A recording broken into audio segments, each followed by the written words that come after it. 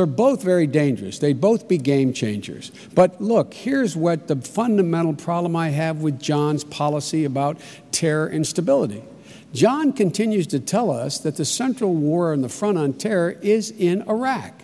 I promise you, if an attack comes in the homeland, it's going to come, as our security services said, it's going to come from al-Qaeda planning in the hills of Afghanistan and Pakistan. That's where they live. That's where they are. That's where it will come from. And right now, that resides in Pakistan. A stable government needs to be established. We need to support that democracy by helping them not only with their military, but with their governance as well as their economic well-being.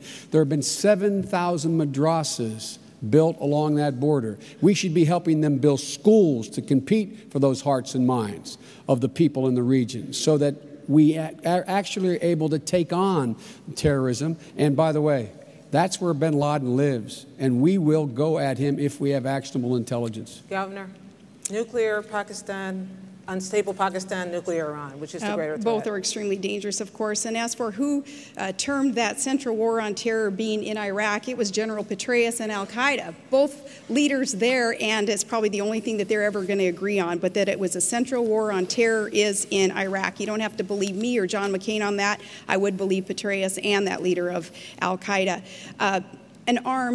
Nuclear armed, especially Iran, is so extremely dangerous to consider. They cannot be allowed to acquire nuclear weapons, period.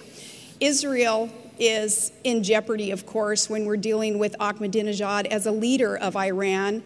Iran claiming that Israel is, he termed it a stinking corpse, a country that should be wiped off the face of the earth.